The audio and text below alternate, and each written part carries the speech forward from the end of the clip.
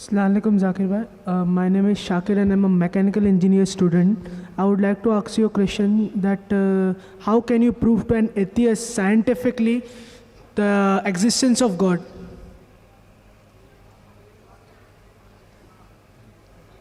The brother posed the question, how can you scientifically prove the existence of God Almighty, the existence of Allah subhanahu wa ta'ala?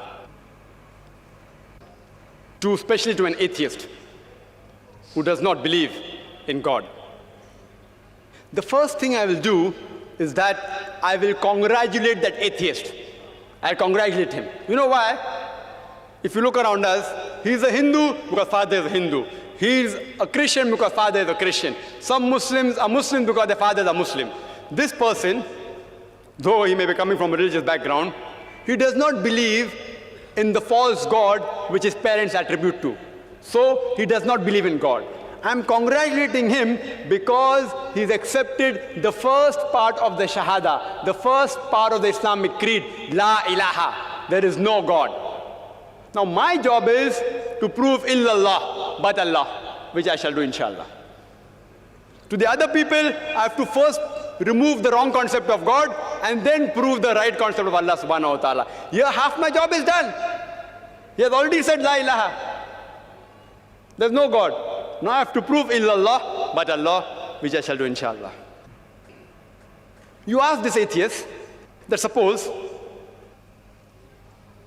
there is an object, an unidentified, maybe a flying object, which no one in the world has seen.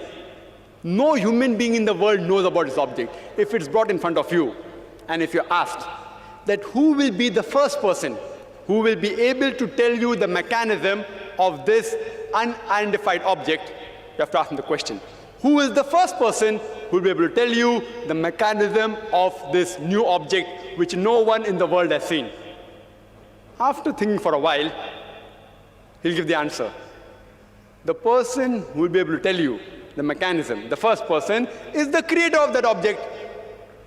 Some may say manufacturer, some may say producer. Whatever they say, don't grapple with the word, accept it. It will be somewhat similar, either creator or producer or manufacturer. But remember what he has told you. Keep it in your mind. Then ask him the next question. How did the universe come into existence? How was it formed? He will tell you by the Big Bang Theory. Tell him the Quran mentions in Surah Anbiya, chapter 21, verse number 30, about the Big Bang Theory. Who could have mentioned this in the Quran 1400 years ago? So he will tell you, maybe it's a fluke. Don't argue with him. Next part of the question. We did not know that the light of the moon is reflected light. We came to know recently. You ask him, he'll tell you, yes. The light of the moon is reflected light. It's not its own light. When we discovered, he will tell you recently, yesterday, 50 years back, 100 years back, yesterday in science. You tell him, the Quran mentions that the light of the moon is reflected light 1400 years ago. Who could have mentioned that? Maybe somebody had a wild guess. Don't argue with him. Continue. We thought the sun was stationary. You ask him, is it stationary? He'll say, no, it's rotating and revolving. When you learn this, he will tell you yesterday, 50 years back, 100 years back. Quran mentions this 1400 years ago. He will hesitate, but may say, maybe some intelligent person wrote it. Don't argue with him. Continue. How was the universe initially? What is celestial matter? He will tell you, it was smoke. How did you come to know? We have got proof, we have got evidence. You tell him, Quran mentioned this 14 years ago. Who could have mentioned that? He will hesitate. Don't wait for response. Continue. Keep on posing question after question.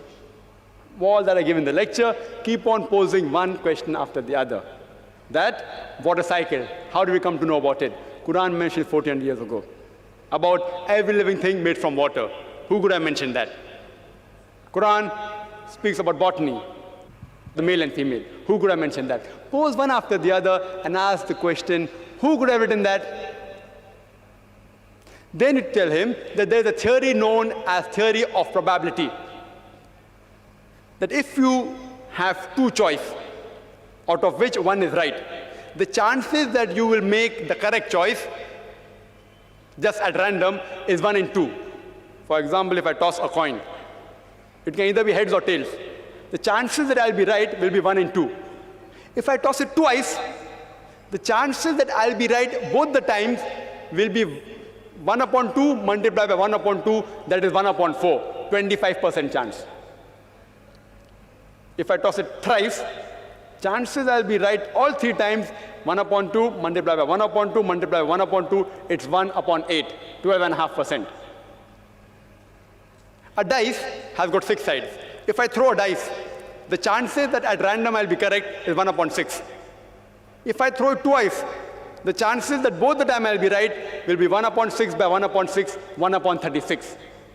This is called as theory of probability. If I throw the dice twice and then toss a coin, all 3 being right will be 1 upon 6 by 1 upon 6 by 1 upon 2, is 1 upon 72.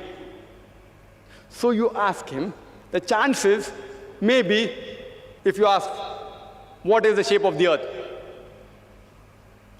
There are various shapes. Some may say it is flat, some may say it's triangular, some may say it is hexagonal, some may say pentagonal, some may say heptagonal, some may say square. Say there can be 10 shapes. Some may say it is round, it is spherical. The chances that if anyone makes a wild guess, it being correct is 1 upon 10. The light of the moon, it can either be its own light or it can be reflected light. The chances that you make a wild guess and it being correct will be 1 upon 2. The chances that both shape of the earth and light of the moon being reflected light, both being correct, if you make a wild guess, it will be 1 upon 10 multiplied by 1 upon 2, it is 1 upon 20. What can the living creatures be made of? Some may say sand, some may say stone, some may say aluminium, some may say gold, say 1,000 materials you can name. Some may say water, some may say silver, 1,000 materials. The chances that you make a wild guess, and one of them being right, according to mathematics, is 1 upon 1,000. The chances that all 3 being correct, the earth is spherical, light of the moon is reflected light, and every living creature created from water is correct, will be 1 upon 10 multiplied by 1 upon 2 multiplied by 1 upon 1,000. Answer comes to 1 upon 20,000, or 0.005%. Quran speaks about scientific science more than 1,000 verses. In 3 verses, the answer comes to 0.05%. If you apply probability theory to all this being at random chance, it will come to 0, negligible. And in maths, anything 1 in 10 raised to 50, it's equal to 0. So you ask your atheist friend, who could have written this?